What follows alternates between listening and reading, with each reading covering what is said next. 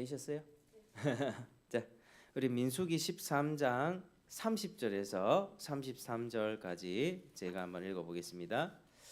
갈렙이 모세 앞에서 백성을 조용하게 하고 이르되 우리가 곧 올라가서 그 땅을 취하자 능히 이기리라 하나 그와 함께 올라갔던 사람들은 이르되 우리는 능히 올라가서 그 백성을 치지 못하리라 그들은 우리보다 강하니라 하고 이스라엘 자손 앞에서 그 정탐한 땅을 악평하여 이르되 우리가 두루 다니며 정탐한 땅은 그 거주민을 삼키는 땅이요 거기서 본 모든 백성은 신장이 장대한 자들이며 거기서 네피림 후손인 아낙 자손의 거인들을 보았나니 우리는 스스로 보기에도 메뚜기 같으니 그들이 보기에도 그와 같았을 것이니라. 아멘.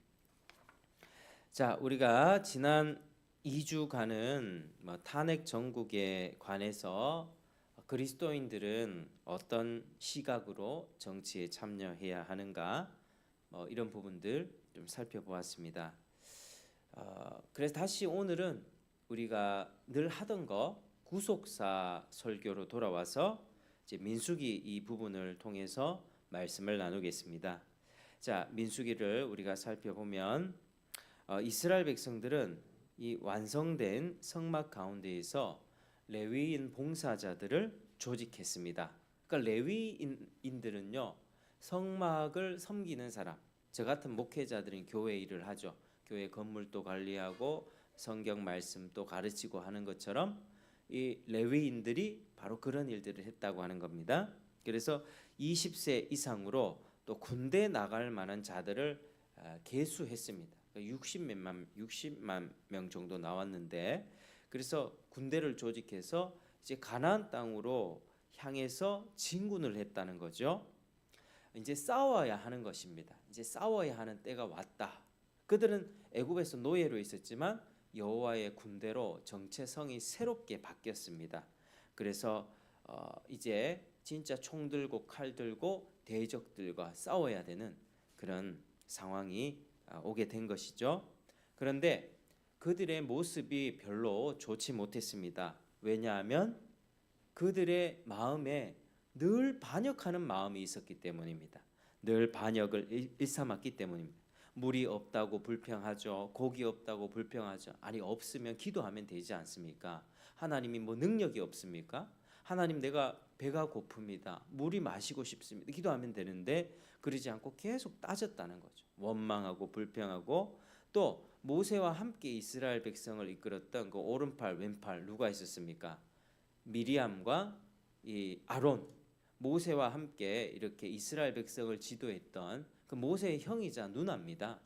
집안 사람들인데 그 사람도 모세의 권위에 도전했다는 거죠. 그래서 하나님의 진노를 쌓게 되었습니다. 자, 이 출발이 참 좋지 않습니다. 이스라엘 백성들은 출애굽에서 딱 이스라엘 나라를 이루었고 가나안 땅 그 땅에서 살게 될 것인데 그 땅으로 가는 그 여정 속에서 보니까 너무 분위기가 안 좋은 거예요. 늘 하나님께 불평하고 과연 그 땅에 잘 들어갈 수 있을까 이런 의문이 드는 가운데 우리가 오늘 13장부터 21장까지 쭉 흐름을 우리가 살펴보겠습니다. 자, 우리가 13장 오니까 자, 13장 위에 파란색으로 제목이 뭐라고 되어 있습니까? 네. 가나안 땅 정탐 이래 돼 있죠. 정탐. 그러니까 하나님께서 이 가나안 땅을 이제 먼저 정탐하기 위해서 12명을 뽑습니다. 왜 12명일까요?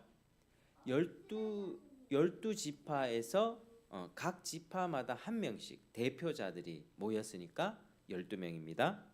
그래서 12정탐꾼은 이 온 이스라엘을 대표하는 자라고도 할 수 있었습니다.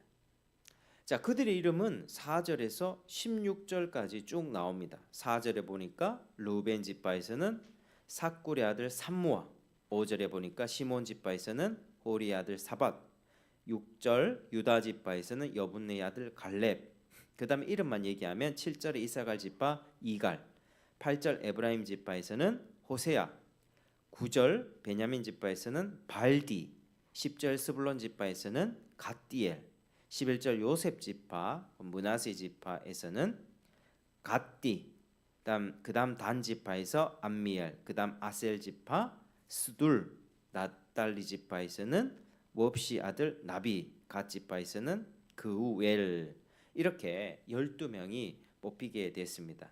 참 대표자들의 이름이라 이 족장들, 능력이 있고 힘이 있었던 지도자들 12명을 이렇게 선출하게 되었던 것입니다. 자, 그들은 즉시 모세의 명을 받습니다. 땅을 정탐하고 돌아오너라. 그 땅이 어떠한지, 그 땅의 거민들의 힘이 강한지, 그 군사력은 강한지, 우리가 싸울 수 있는지, 사람들이 많은지 적은지, 그리고 그 땅이 좋은 땅인지 나쁜 땅인지, 또 그 성읍이 진영인지 산성인지, 또 토지가 비옥한지 그렇지 않은지, 메마른지, 또 나무가 있는지 없는지 한번 탐지하고 돌아와라. 너희들은 강하고 담대하라. 강하고 담대하라. 그 땅의 실과도 가져오너라. 그렇게 명령하면서 보냈다라고 하는 것이죠. 자, 그래서 이들은 40일 동안, 며칠 동안은 안 되겠죠. 그 땅이 넓으니까 40일 동안 그 땅을 두루 다니면서 가나안 땅을 보고 왔습니다. 자, 그 땅은 하나님께서 이스라엘 백성에게 줄 것이다라고 약속한 땅이거든요. 그래서 과연 이 땅이 어떤 땅이었는가? 27절에 보니까요. 우리 27절에 한번 읽어보겠습니다. 27절 시작. 모세에게 말하여 이르되 당신이 우리를 보낸 땅에 간즉 과연 그 땅에 젖과 꿀이 흐르는데 이것은 그 땅의 과일이니이다. 아멘. 자, 그래서 하나님이 약속해 주신 땅으로서 젖과 꿀이 흐르고 심이 기름진 땅이다. 이 좋은 땅이다라고 그들이 얘기를 했던 것입니다. 자, 23절에 보니까 이제 과일을 갖고 왔는데요. 23절에 포도송이가 달린 가지를 베어서 둘이 막대기에 깨어서 메어 왔다.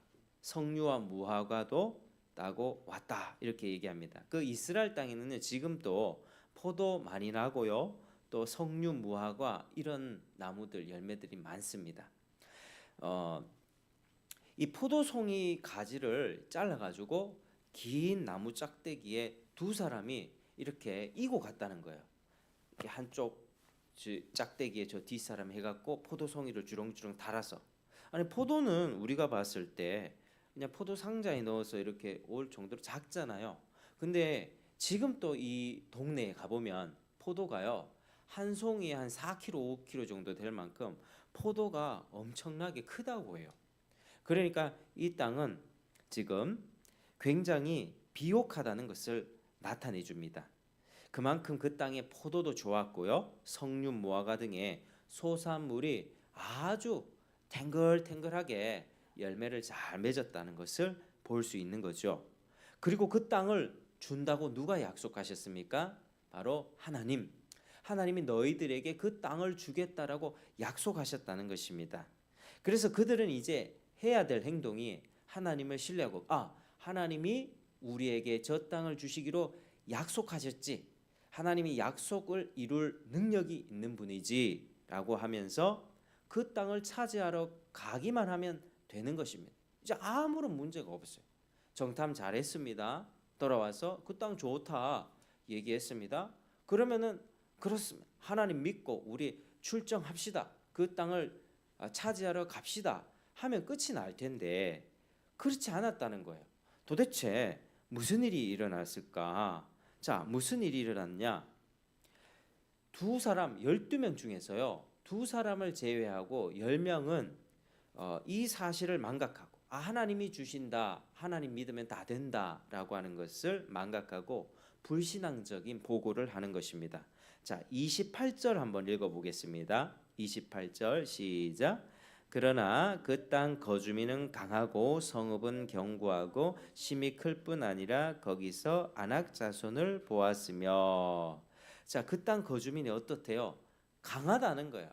우리가 봤을 때 저 사람들은 싸움을 잘하고 힘이 센 족속들이야.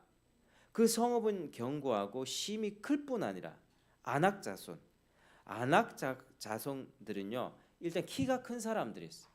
지금도 우리가 세계적으로 봤을 때 스위스 사람들이 신장이 좋거든요. 그래서 스위스 용병 막 이렇게 얘기하죠.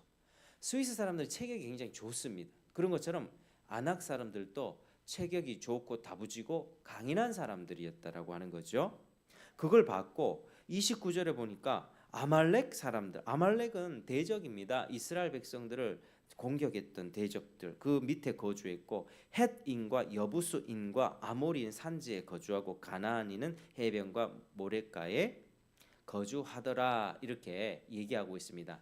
그러니까 하나님을 믿지 않는 백성들이 그 해변가 산지 뭐 남방 쪽 족속마다 그 사람들이 거주하고 있기 때문에 이제 이들은 무슨 얘기를 하는 거예요? 우리가 그 사람들한테 된통 당할 것 같다라고 얘기를 하는 것입니다. 자, 그게 31절에서 33절인데 한번 같이 읽어 보겠습니다. 31절에서 33절. 자, 시작. 그와 함께 올라갔던 사람들은 이르되 우리는 능히 올라가서 그 백성을 치지 못하리라. 그들은 우리보다 강하니라 하고 이스라엘 자손 앞에서 그 정탐한 땅을 악평하여 이르되 우리가 두루 다니며 정탐한 땅은 그 거주민을 삼키는 땅이요 거기서 본 모든 백성은 신장이 장대한 자들이며 거기서 네피림 후손인 아낙 자손의 거인들을 보았나니 우리는 스스로 보기에도 메뚜기 같으니 그들이 보기에도 그와 같았을 것이니라. 아멘. 자, 보니까 이 사람들이 10명, 12명 중에서 10명이 이런 이야기를 했다는 거예요. 진짜 그 사람들이 우리가 그 땅에 가보니까 그 땅의 백성들은 일단은 키가 크고 건장하고 힘이 센 사람들이었습니다. 우리는 그들이 봤을 때 우리는 뭐라고 표현합니까? 메뚜기 같다. 메뚜기. 그 사람들은 아주 큰 사람들이 그 사람들에 비해서 나는 난쟁이고 메뚜기입니다. 그렇게 얘기하고 있습니다. 그러니까 이 사람들은 지금 아주 중요한 사실을 잊어버렸죠.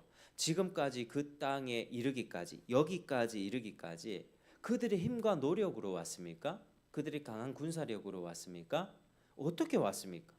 바로의 군대를 어떻게 물리치고 왔냐 이 말입니다. 하나님께서 기적적으로 살려주시고 바다를 갈라주셔서 애국 군대 다 무너뜨리고 그렇게 왔지 않습니까? 하나님이 필요한 거 채워주시고.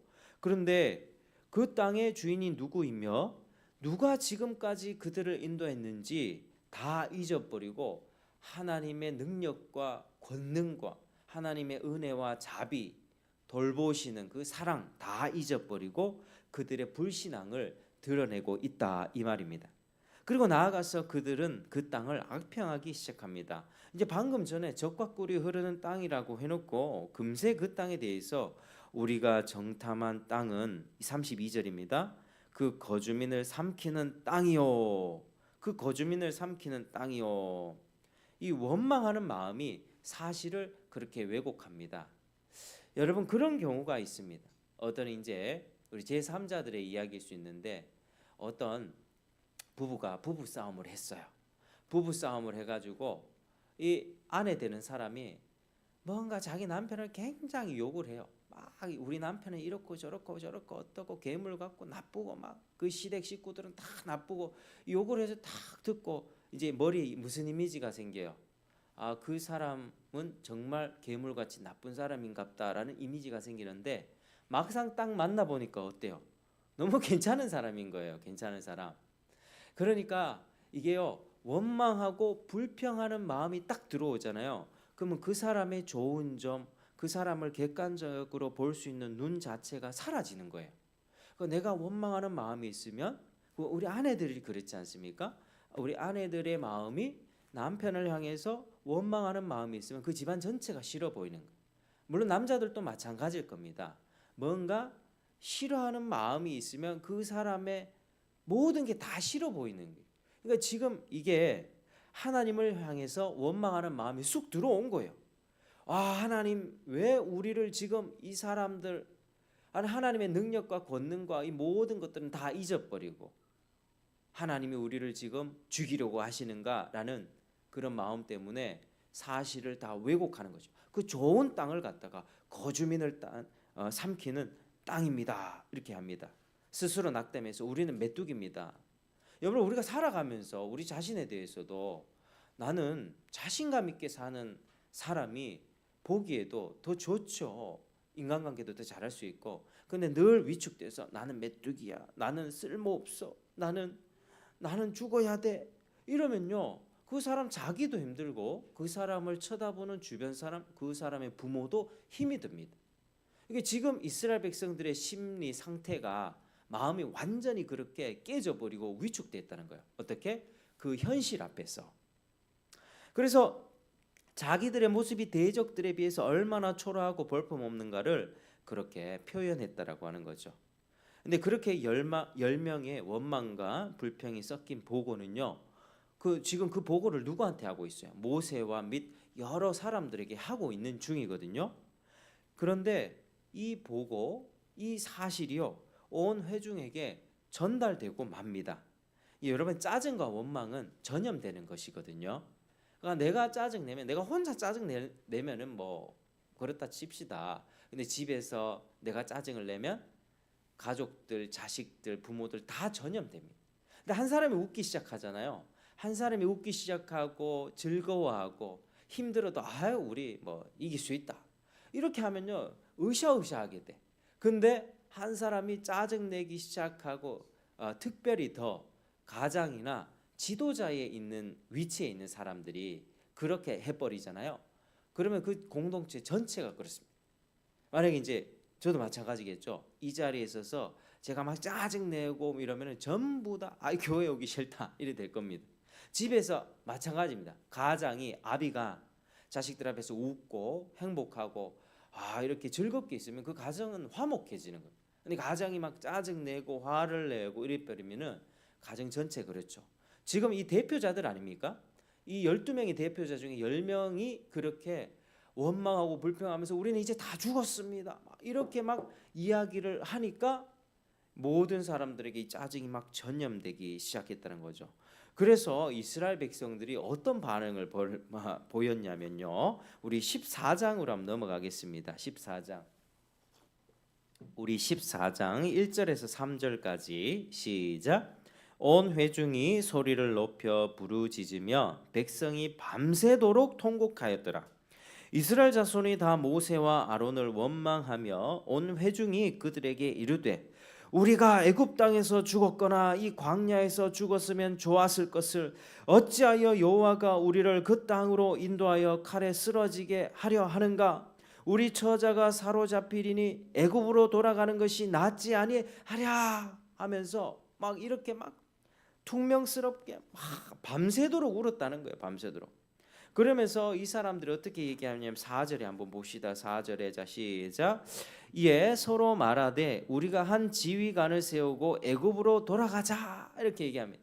야, 모세를 따라왔더니 우리 다 망하게 생겼다.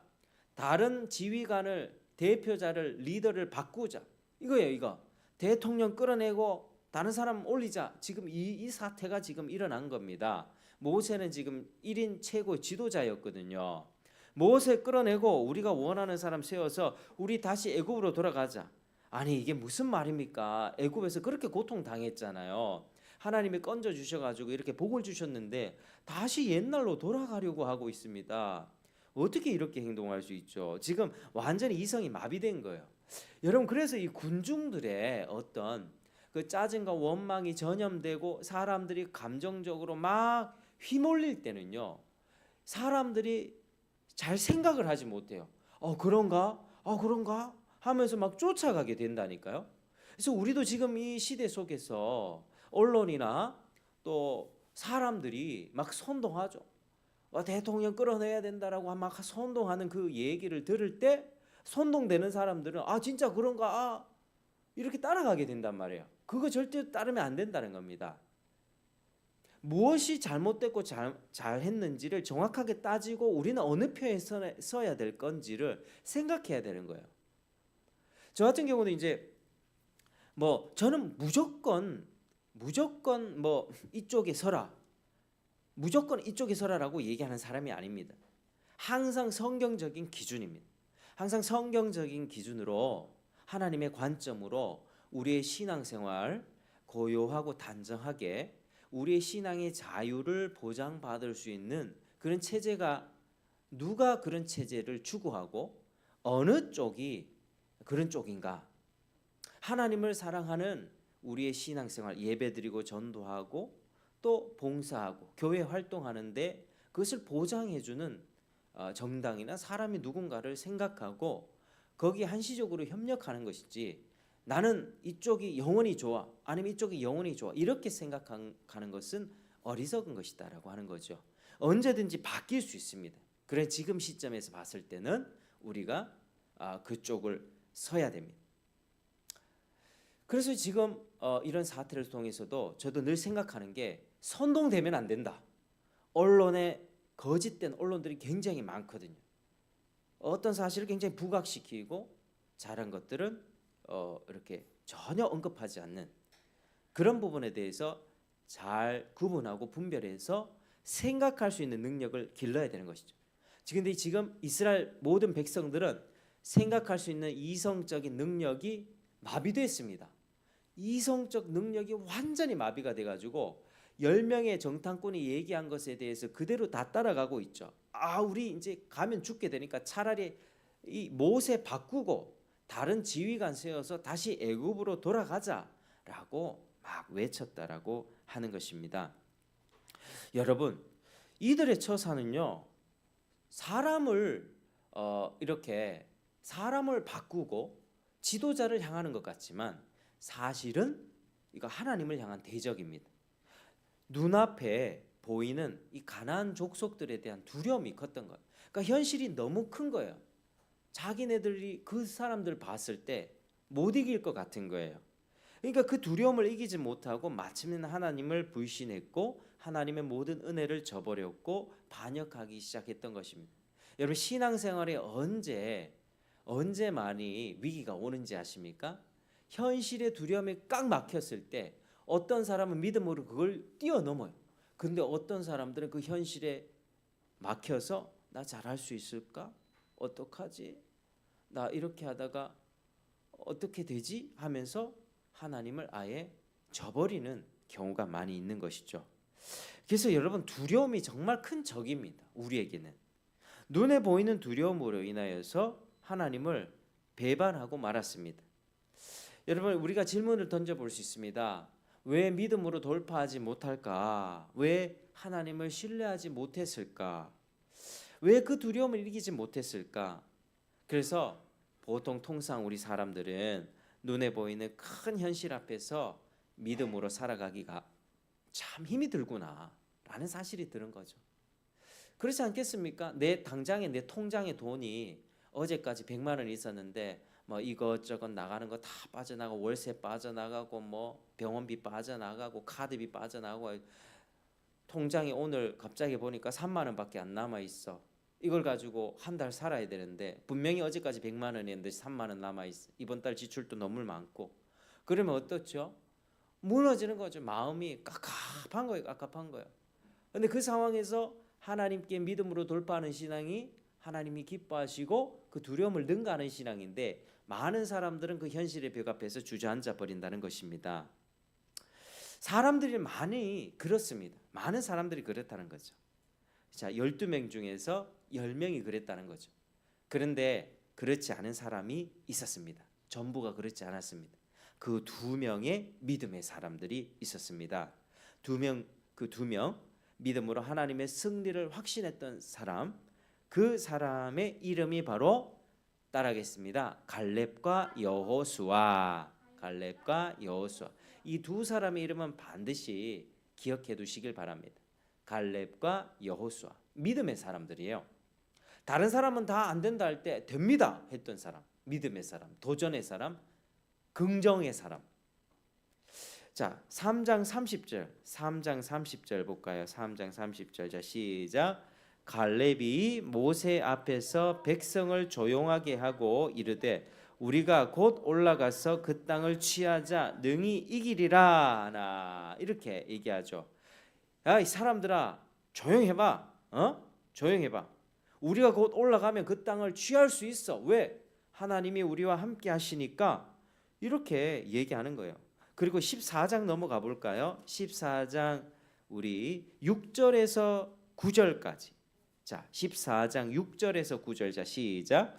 그 땅을 정탐한 자 중 눈의 아들 여호수아와 여분네의 아들 갈렙이 자기들의 옷을 찢고 이스라엘 자손의 온 회중에게 말하여 이르되 우리가 두루 다니며 정탐한 땅은 심히 아름다운 땅이라 여호와께서 우리를 기뻐하시면 우리를 그 땅으로 인도하여 들이시고 그 땅을 우리에게 주시리라. 이는 과연 젖과 꿀이 흐르는 땅이니라. 다만 여호와를 거역하지는 말라. 또 그 땅 백성을 두려워하지 말라. 그들은 우리의 먹이라. 그들의 보호자는 그들에게서 떠났고 여호와는 우리와 함께 하시느니라. 그들을 두려워하지 말라 하나. 그렇죠. 이 두 사람이 옷을 찢는 거예요. 사람들이 막 이렇게 하나님을 불평하고 모세 바꿔서 다른 지도자 대체해서 그를 탄핵시켜서 새로 뽑아서 애굽으로 돌아가자 하니까 옷을 찢는 거예요. 아니 어떻게 그럴 수가 있느냐. 심히 아름다운 눈이 다르잖아요. 벌써 눈이 달라.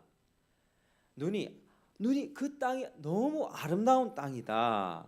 주님이 기뻐하시며 우리를 그 땅으로 인도하여 들이시고 그 땅을 우리에게 주실 것이다.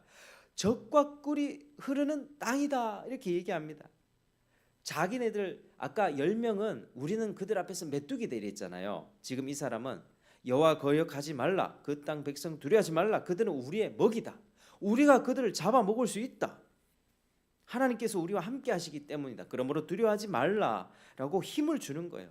진짜 지도자답죠. 지도자는 이래야 됩니다. 아무리 어려운 상황 속에서 물론 위축될 수 있겠지만 믿음으로 우리 할 수 있습니다. 우리 이겨낼 수 있습니다. 승리할 겁니다. 진실이 이길 것이고 진리가 승리할 것입니다. 하나님 편에 서십시오. 이렇게 하고 있습니다.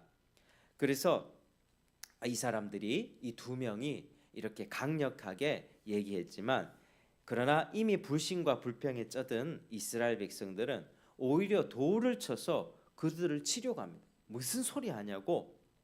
그때 바로 그 순간 여호와의 영광이 회막 가운데서 나타나서 이스라엘 자손들에게 그 모습을 드러내셨습니다. 하나님이 진노하셨다는 거예요. 자, 11절 같이 읽겠습니다. 11절 12절. 자, 시작. 여호와께서 모세에게 이르시되 이 백성이 어느 때까지 나를 멸시하겠느냐. 내가 그들 중에 많은 이적을 행하였으나 어느 때까지 나를 믿지 아니하겠느냐. 내가 전염병으로 그들을 쳐서 멸하고 내게 그들보다 크고 강한 나라를 이루게 하리라. 아멘. 여러분 보세요. 이 백성이 어느 때까지 나를 멸시하겠느냐. 하나님을 향해서 불평하는 거예요. 하나님 무시하는 거예요. 하나님이 능력 있는데 지금 하나님 능력 없다고, 우리는 죽었다, 우리는 메뚜기다 이렇게 얘기하고 있으니까 지금까지 내가 베풀어 준 이적을 왜 생각지 아니하고 나를 믿지 않았느냐. 그래서 하나님 화가 나셔서 나 그들을 다, 이스라엘 백성들을 다 멸절해 버리고 모세야 너 한 사람으로 인해서 다시 큰 나라를 내가 이루겠다라고 하셨습니다. 근데 모세가 어떻게 반응했습니까? 하나님 잘하셨습니다. 이 백성 목이 곧은 백성이라서 데리고 가봐야 안 됩니다. 하나님 잘 선택하셨습니다. 라고 한 게 아니라는 거죠. 그 원망하는 이스라엘 백성들 앞에서 기도하기 시작했습니다.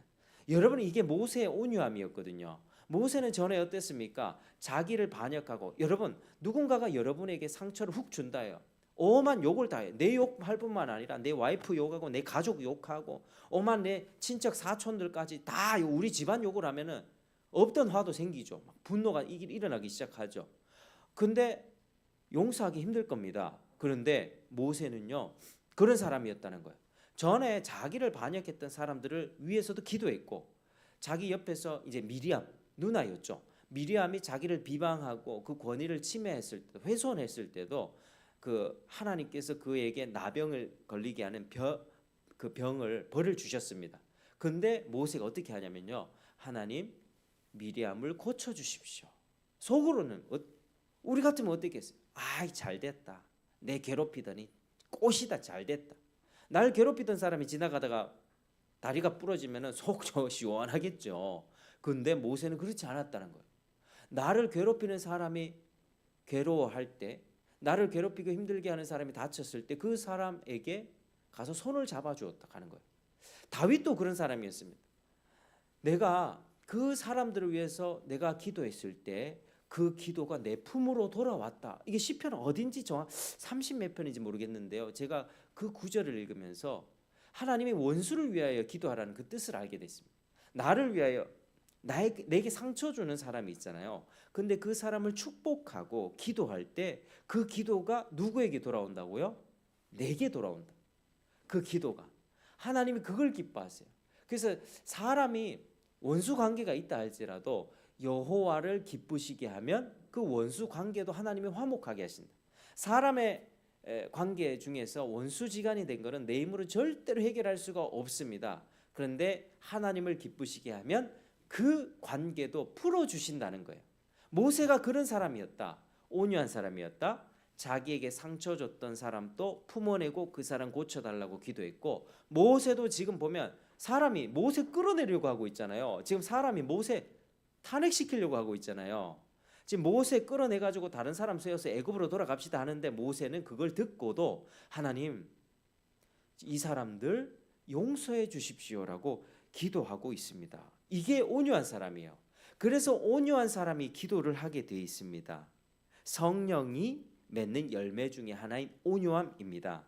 여러분 온유한 사람이 되길 바랍니다. 이걸 보면서 모세가 얼마나 온유한 사람이었는가. 온유한 사람은 기도를 하게 되고, 기도하는 사람은 하나님의 도우심을 얻게 되고, 자기 힘과 의지로 하려고 하는 것이 아니라 하나님의 은혜를 입게 되고, 그로 인하여서 꼬인 인간관계도 다 풀려지는 것이죠. 여러분 늘 하나님의 관점으로 하나님께 기도함으로써 여러분 가운데 겪는 고통과 어려움들을 해결해 나가시기를 축복합니다. 이게 우리에게 큰 위로와 힘이 됩니다. 절대로 내 힘으로 안 될 것 같은 그 관계도 하나님 기쁘시게 하면 하나님이 그거 풀어주세요. 막 실타래 꼬여가지고 어떻게 풀어내지? 하나님 기쁘시게 하면 그거 풀어주신다니까요. 근데 하나님을 기쁘시게 하는 기도가 바로 또 여기에 나와 있습니다. 자, 이스라엘 위해서 기도한 기도, 우리 13절에서 19절 우리 쭉 한번 읽어보겠습니다. 정말 우리가 모세의 심정을 한번 읽어보겠습니다. 13, 19, 자 시작. 모세가 여호와께 여짜오되 애굽인 중에서 주의 능력으로 이 백성을 인도하여 내셨거늘 그리하시면 그들이 듣고 이 땅 거주민에게 전하리이다. 주 여호와께서 이 백성 중에 계심을 그들도 들었으니 곧 주 여호와께서 대면하여 보이시며 주의 구름이 그들 위에 섰으며 주께서 낮에는 구름 기둥 가운데에서 밤에는 불 기둥 가운데에서 그들 앞에 행하시는 것이니이다. 이제 주께서 이 백성을 하나같이 죽이시면 주의 명성을 들은 여러 나라가 말하여 이르기를 여호와가 이 백성에게 주기로 맹세한 땅에 인도할 능력이 없었으므로 광야에서 죽였다 하리이다. 이제 구하옵나니 이미 말씀하신 대로 주의 큰 권능을 나타내옵소서. 이르시기를 여호와는 노하기를 더디하시고 인자가 많아 죄악과 허물을 사하시나 형벌받을 자는 결단코 사하지 아니하시고 아버지의 죄악을 자식에게 갚아 3, 4대까지 이르게 하리라 하셨나이다. 구하옵나니 주의 인자의 광대하심을 따라 이 백성의 죄악을 사하시되 애굽에서부터 지금까지 이 백성을 사하신 것 같이 사하시옵소서. 아멘. 여러분 이게 하나님이 기뻐하시는 기도입니다. 여러분 하나님이 만일 이스라엘을 멸하시면 하나님의 이름이 어떻게 되겠습니까? 하나님 이 백성 누가 꺼내왔습니까? 애굽에서 하나님이 꺼내온 곳 아닙니까? 근데 하나님이 이 백성 이렇게 반역한다고 이 백성을 멸절시켜 버리면 하나님 주변의 다른 민족들이 하나님을 어떻게 생각하겠습니까? 하나님 나쁜 하나님이라고 오해받지 않겠습니까? 하나님의 영광을 위해서, 하나님의 그 이름을 위해서 하나님 노를 거둬 주십시오. 그러니까 모세가 이렇게 기도할 수 있었던 이유는 뭐냐면요, 하나님이 어떤 분이고 하나님의 그 이름과 명성이 훼손되면 안 된다라고 하는 아주 그 마음이 있었기 때문에 이 사악하고 자기를 반역했던 이스라엘 백성들을 위해서 기도할 수가 있었다는 거예요. 그러니까 단순히 이스라엘 백성들을 사랑하고 그들이 불쌍해서라기보다 그보다 더 큰 가치를 받기 때문에 그들을 용서할 수 있는, 그들에게 사해 달라고 할 수 있는 그런 기도가 나왔다는 거예요. 여러분, 신앙생활은 바로 이런 것입니다. 그리스도의 영광을 보는 거야. 그리스도의 영광을 보지 못하면 기도해야 되겠는데, 사랑해야 되는데, 용서해야 되는데, 거짓말하면 안 되는데, 맨날 요 수준이라니까요. 근데 모세는 지금 뭘 보고 있습니까? 이 사람 용서해야 되는데, 이 나쁜 사람들 마음은 용서하기 싫지만 용서해야 되는데, 이 수준이 아니었다는 거예요. 하나님의 그 깊은 영광을 받던 사람이죠. 신의 산에서 하나님과 대면하여서, 물론 하나님이 영이시기 때문에 형체가 없으시고, 그리고 하나님을 직접 그 밝은 영광 속에서 볼 수는 없습니다. 그래서 하나님과 모세는 서로 교제했던 관계이고요. 그리고 성막 가운데 하나님의 그 밝은 영광을 봤던 사람이에요. 그러니까 하나님의 영광을 아니까 하나님의 그 깊은 영광, 하나님의 그 놀라우심, 주의 광대하심, 주의 인자하심, 그 가치를 아니까 그걸 지켜야 될 것이고, 하나님의 이름과 영광이 훼손되는 것은 절대로 있어서는 안 돼라고 하는 이 궁극적인 마음이 있으니까 다른 문제들은 하찮게 여겨졌다는 거예요. 그래서 우리 신앙생활을 하면서도 작은 것에 일희일비하고 작은 문제에 넘어지고 위축되고 하는 것은요, 그리스도의 영광을 보지 못하기 때문입니다. 그리스도의 영광을 보고 하나님 나라의 그 영광을 보고, 그리고 하나님의 이름과 하나님의 그 명성과 그 놀라운 가치를 알게 되면요, 내가 살아가면서 돈을 좀 못 벌 수 있고, 상처받을 수 있고, 부부싸움 할 수 있고, 직장 상사에게 욕먹을 수 있고, 심지어 직장 부하가 나에게 덤벼들어도 그거 이겨낼 수 있는 힘이 거기서 온다니까, 하나님으로부터. 그래서 신앙생활을 하는 사람들이 하나님으로부터 공급받는 그 영광, 그 생명 때문에 나의 모든 일상생활에서 늘 일어나죠. 아이들 말 안 듣죠. 여러 가지 갈등이 있죠. 돈 문제 생기죠. 여러 문제들을 잘 이겨낼 수가 있는 거예요. 모세가 지금 하나님의 영광을 바라보면서 기도했다는 거죠. 그래서 하나님께서는 그 기도를 기뻐하셨습니다. 그들을 향한 진노를 거둬주셨다는 거예요. 그래서 하나님은 이런 기도를 기뻐하시고, 왜? 모세의 마음을 알았다는 거예요. 모세는 지금 무엇보다도 하나님의 영광에 아주 집중하고 있었기 때문에 하나님의 모세를 너무 기뻐했다는 거예요. 그게 참된 신앙인입니다. 그래서 그들은 멸절당하지 않게 되었지만 그들이 범한 죄에 대한 분명한 대가는 치를 수밖에 없었습니다. 여러분, 여기서도 우리가 알게 되는 것이 죄에 대한 대가는 반드시 있습니다. 이들은 용서를 받아요. 멸절당하지 않습니다. 그들을 다 멸하고 모세를 통해서 새로운 나라가 세워진 것 아닙니다. 그렇지만 하나님께서는 죄의 대가를 치르게 하셨습니다. 자, 용서받는 것과 죄의 대가를 치르는 것은 별개의 문제예요. 자, 그들이 받을 형벌은 무엇입니까? 자, 14장 22에서 23절. 자, 22, 23. 자, 시작.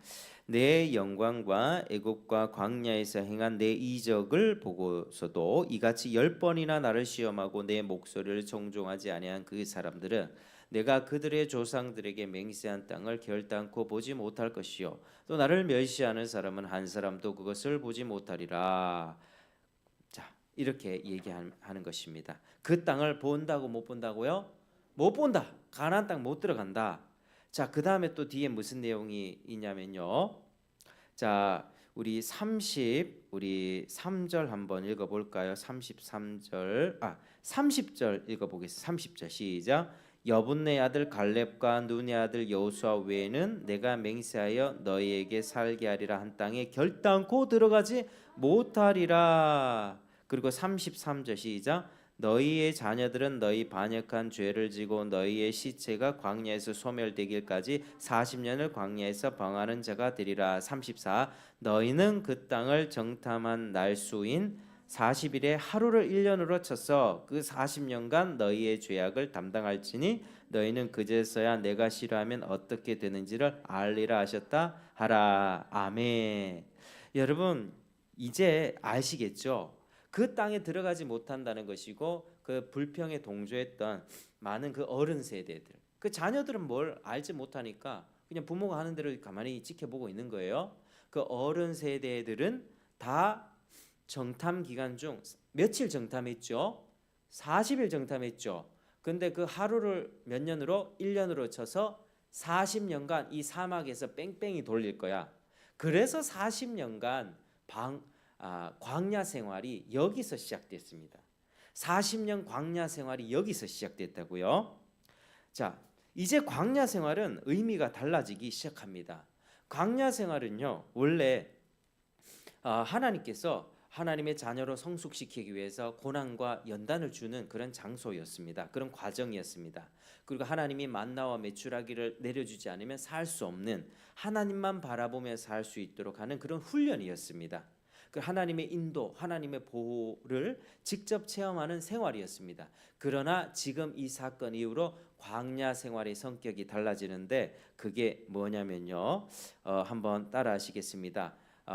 오늘 제목이기도 한데요. 따라합니다. 옛사람은 완전히 죽고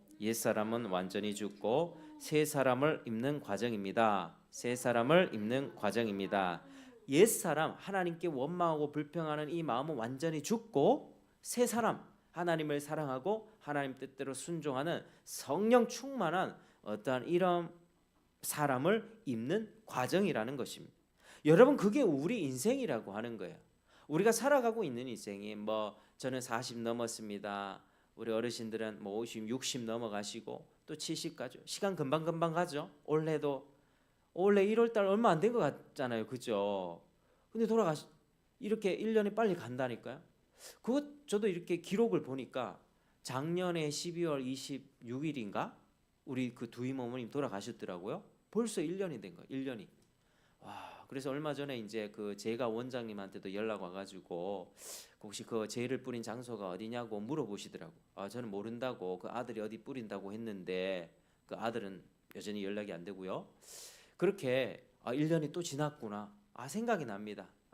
두임 어머니 천국에 계실 텐데. 그러니까 1년 우리가 가요. 우리가 살아가고 있는 이 삶이 뭔가? 여러분 인생은 돈 많이 버는 게 목적입니까? 성공하는 게 목적입니까? 우리 어린아이들 같은 경우 서울대 가는 거, 하버드 대학 가는 거, 아주 좋은 대학 가가지고 의사, 변호사, 검사 돼서 명예, 돈, 권력 지는 게 그게 목적입니까? 인생은 그게 아니라는 거예요. 인생은 옛 사람을 벗고 완전히 죽고 새 사람을 입는 과정이 인생이다라고 하는 것이죠. 그래서 그런 맥락에서 하나님께서는 이제 뒤로 가다 보면 제가 이제 쭉쭉쭉 갈게요. 뒤에 보면 16장에서 또 반역자들이 생깁니다. 고라당들이 있었거든요. 레위 자손 고라, 다단, 아비람, 오니 이 네 명이요 당을 지어가지고 250명 사람을 모읍니다. 그리고 모세 대적합니다. 모세 너만 지도자냐? 이러면서 막 대적을 해요. 그 사람들을 이렇게 하나님이 처단한 사건이 있었습니다. 근데 그 사람들 어떻게 죽었는지 아십니까? 땅에 지진이 나서 하나님이 땅을 갈라서 그 사람들 다 죽여버렸습니다. 그래서 하나님의 권위에 도전하는 옛세대에 속한 모든 행위는 즉각적으로 제거돼야 된다고 하는 것을 하나님이 보여주셨다는 거죠. 그렇게 우리 17장에 가면 하나님이 아론의 지팡이를 통해서, 거기 아론의 지팡이는 죽은 지팡이죠. 그 나무 짝대기를 갖다가 지팡이 만들어 놨는데 거기에서 살아있는 생명이 나는 거예요. 살구나무, 그게 열매가 맺히는 거예요. 그래서 아론의 권위를 인정해 줬다라는 것을 확증해 주셨습니다. 그 18장에 가니까 제사장들의 임무, 제사장들과 레위인들의 목, 이런 것들을 알려주셨습니다. 제사장들, 레위인들아, 너희들의 경계를 지켜라. 선을 넘지 말고 너희들이 해야 되는 일은 이 일들이야. 너희들이 취할 몫은 이거야. 그러니까 더 이상 선을 넘어가지고 고라처럼 땅에 삼켜져서 죽는 일은 없도록 해라. 이런 말씀. 그리고 19절에는 이스라엘을 부정하게 되었으므로 부정에서 정결케 되는 수단을 주셨습니다. 자, 우리가 그렇게 20장 넘어가 보겠습니다. 그렇게 20장 쭉 넘어가면요. 자, 우리 20장에 넘어가면 이렇게 무슨 사건이 일어나면요. 20절 제목이요. 한번 따라 하시겠습니다. 무리바라고 하는 장소에서 일어났는데요. 자, 20장에 오니까 이제 미리암도 죽고 아론도 죽습니다. 그러니까 이게 뭡니까? 하나님을 반역했던, 하나님의 권위를 대항했던 그 옛세대가 죽어가는 장면입니다. 근데 모세까지도 그 가나안 땅에 들어가지를 못해요. 자, 민수기 20장은요. 이 광야 40년이 다 채워지는 기간이었습니다. 지금 이제 민수기 20장은 40년간 너희들 뺑뺑이 돌 거에 하나님 벌을 내리셨잖아요. 그 40년을 다 채운 기간이라고요. 거의 다 채운 기간이 민수기 20장이었다고요. 그런데 그때 회중이요. 물이 없다고 또 모세에게 반역을 해요. 불평하기 시작합니다. 아니, 출애굽기 17장에도 똑같은 일이 있었거든요. 물이 없어서 물을 주세요. 근데 40년 지났는데 광야에서 열심히 훈련 받았는가 싶더니 똑같은 상황이 되니까 또 물 달라고 막 이렇게 따지는 겁니다. 아니, 세월이 흘러도 아무 변화가 없어요. 40년 정도 흐르면 철이 들어야 되잖아요. 철이 안 든 거예요. 그래서 그 마음이 변화되지가 않았어요. 마음의 할례를 받지 못했다. 믿음이 생겨나지 않았던 거예요. 하나님을 향한 믿음이 전혀 생겨나지 못했다. 그래서 40년 동안 그 사람들은 차례로 심판받아서 어른들은 하나씩 죽어갔던 것입니다. 그 어린이들은 점점 커서 어른이 되기 시작했고요. 그래서 모세는 여호와께 또 기도합니다. 어떻게 하라는 응답을 받죠. 자, 이번에는 하나님이 어떻게 명령 주시냐면요. 반석에게 명령하여 물을 내라. 반석에게 물아 나와라 라고 명령하면 물이 나올 것이고 그것으로 먹이라고 하나님이 명령을 주셨거든요. 근데 모세가 어떻게 행동했을까요? 반석을 향해서 명령하지 말고 자기 들고 있던 지팡이 있죠. 그걸 가지고 화가 나가지고 그 바위를 때려버렸습니다. 그 바위를 여러 번 쳐버렸습니다. 그래서 모세는 하나님 앞에 큰 벌을 받게 되는 것이죠. 자, 20장 12절을 같이 읽겠습니다. 20장 12절 시작. 여호와께서 모세와 아론에게 이르시되 너희가 나를 믿지 아니하고 이스라엘 자손의 목전에서 내 거룩함을 나타내지 아니한 고로 너희는 이 회중을 내가 그들에게 준 땅으로 인도하여 드리지 못하리라 하시니라. 아멘. 자, 이 한 번의 실수로 모세는 가나안 땅에 들어가는 그 축복을 잃어버렸습니다. 모세 이때까지 잘해왔잖아요. 그런데 이 한 번의 실수로 가나안 땅에 그도 못 들어가겠습니다. 아론도 죽었고요, 미리암도 죽었고 그때 당시에 살았던 그러니까 갈렙과 여호수아 외에 다른 어른들은 다 죽고 있는 거예요. 그 불신앙 때문에. 모세도 위대한 지도자였지만 이 한 번의 실수로 들어가지 못했다. 아니, 하나님 너무하신 거 아닌가요? 하나님 한 번 실수했는데 어떻게 이런. 그런데 우리가 생각해야 될 것은 하나님께 부정적인 생각을 갖기보다는 하나님의 거룩함을 생각해야 된다. 자, 하나님의 거룩 앞에서는 아주 작은 티끌과 또 작은 실수조차도 용납될 수 없음을 여러분 기억하셔야만 합니다. 여러분, 이게 뭘 얘기해 주냐면 하나님 앞에서 나는 큰 죄 저지르지 않았는데요. 나는 뭐 남을 때린 적도 없는데요. 나는 그냥 속으로만 조금 미워했고 난 나름대로 착하게 살았는데요. 평판 되게 좋아 이 사람. 그런데 하나님 앞에서 이 사람 어떻다고요? 가나안 땅 들어가지 못한다. 여전히 옛사람으로 가득 차 있다. 네가 행동만 하지 않았을 뿐이지 네 마음은 내게 합당치 않다라고 하면서 하나님이 천국 데려가지 않는다는 거예요. 그러니까 하나님의 거룩의 기준이 이렇게 높습니다. 여러분, 하나님 앞에서는요 아주 내 생각에는 요거 아무런 문제 안 돼 라고 하는 것도 용납되질 못해요. 비행기 타보셨습니까? 비행기 타보면은 내 주머니에 작은 쇳덩이 있죠. 그러니까 손톱깎이 같은 거 그런 것들을 이렇게 삐삐삐삐 검색하면 다 나와요.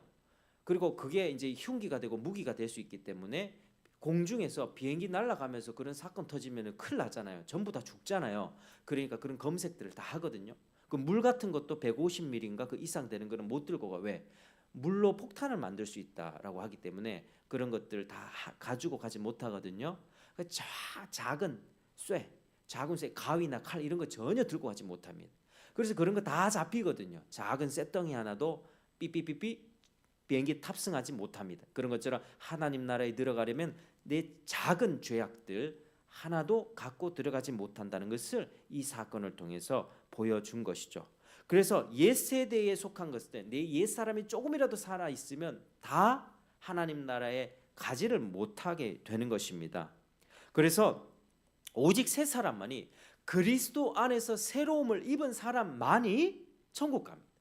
아무리 평판좋고 착한 사람이라고 해도요, 그 사람이 그리스도의 이름으로, 그리스도의 십자가로 새로운 사람으로 다시 태어나지 않았다면 하나님 나라에 들어갈 수 없습니다. 하나님 나라를 볼 수도 없고 하나님 나라 들어갈 수도 없습니다. 교회를 40년 50년 다녔다 할지라도 절대 천국 못 갑니다. 그게 이 오늘 본문이 주는 교훈입니다. 자, 사랑하는 여러분, 이제 말씀을 맺겠습니다. 오늘 13장에서 우리 20장까지의 사건을 우리가 살펴보면서 이 사람의 내면에 있는 우리 악을 보게 됩니다. 성경이 말하는 인간관은 절대로 긍정적이지 않아요. 사람은 선하다, 그러니까 교육만 잘 시키면 좋아지겠지, 이거 아니라고요. 사람은 가만히 냅둬도 악한 길로 가는 존재들이다. 자기가 불리하면 거짓말하고 자기가 감옥 가지 않으려고 온 나라를 휘젓고 다니는 것과 비슷한 겁니다. 자기 한 사람 도망가려고 남들을 다 죽이고 괴롭히고 힘들게 하는 게, 그게 인간의 본성이다. 악한 본성이다. 하나님의 거룩 앞에서 절대적으로 무능한 게 사람입니다. 사람은 절대적으로 전적으로 타락했어요. 부패했어요. 전적으로 무능했습니다. 하나님의 은혜를 입었어도요, 하나님의 은혜를 금방 잊어버리는 게 무지하고 어리석은 존재가 인간입니다. 그래서 하나님의 심판을 피할 수가 없고 하나님의 진노를 불러 일으킬 수밖에 없는 게 저와 여러분입니다. 현실에 큰 어려움이 생기면 두려움 앞에서 하나님의 크심을 보지 못하는 영적인 어둠에 갇힌 존재가 저와 여러분들이라고 하는 것입니다.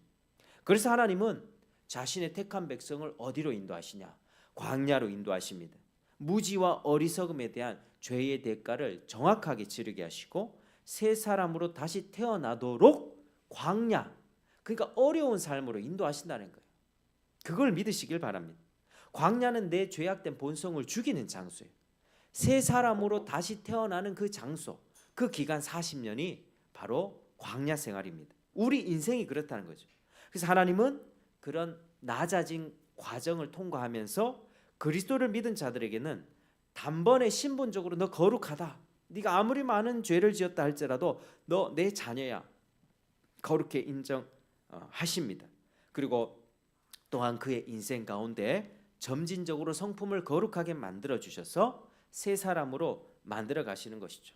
사랑하는 여러분, 여러분은 스스로 보기에 어떻습니까? 나는 좀 괜찮다라고 생각하십니까? 나는 평판이 괜찮은데. 그러나 여러분, 사람들 앞에서 아니라 하나님 앞에서 여러분들을 보시길 바랍니다. 여러분들 스스로 죄성과 무지와 어리석음을 인정하십니까? 인정하는 사람이 복이 있습니다. 하나님께서 그런 여러분들을 연단하시기 위해서 자꾸 꼬이는 상황으로 인도하시는 것을 경험하십니까? 자꾸 꼬이지 않습니까? 내 마음대로 되는 게 하나도 없는 걸 느끼지 않습니까? 여러분, 하나님을 인정하시길 바랍니다. 하나님이 주인이십니다. 하나님은 저와 여러분이 거룩한 삶을 살 수 있도록 그렇게 일을 하십니다. 우리가 이 세상에서 떵떵거리면서 아무것도 부족함 없이 그렇게 사는 걸 하나님은 원하지 않고요. 비록 내가 가진 것이 없지만 하나님 한 분만 의지하면서 살아가는 그 거룩한 삶을 살도록 하기 위해서 광야 생활로 인도하시는 것입니다. 자신의 한계와 연약과 재성을 깨닫고 주님의 능력과 주님의 얼굴을 바라보며 나아올 수 있도록 하기 위해서 하나님이 지금 또 일하십니다. 하나님은 지금 또 졸지도 않고 주무시지도 않고 예수 그리스도께서도 하나님 나라 보좌 우편에서 우리를 위해 기도하시고 끊임없이 일을 하십니다. 여러분, 광야 생활 가운데 불평 마시길 바랍니다. 내 마음대로 되지 않는다 할지라도 하나님께 불평하지 마십시오. 하나님의 크심과 위대하심을 알고 하나님을 인정하고 하나님께 나오는 여러분 되길 축복합니다. 세상에 많은 종교 여러 신들이 있지만 하나님이 진짜입니다. 하나님은 여러분이 새 사람으로 살기를 원하십니다. 옛 사람은 완전히 십자가에 못 박고 새 사람으로 살면서 하나님께 영광 돌리며 하나님의 영광, 그리스도의 그 영광을 바라보면서 충만한 영광을 바라보면서 살아가기를 원하십니다. 그래 하나님의 마음에 합하고 하나님께 영광 돌리면서 하나님의 이름을 위하여 삶을 거룩하게 드리는 저와 여러분 되시기를 주의 이름으로 축복합니다. 기도하겠습니다.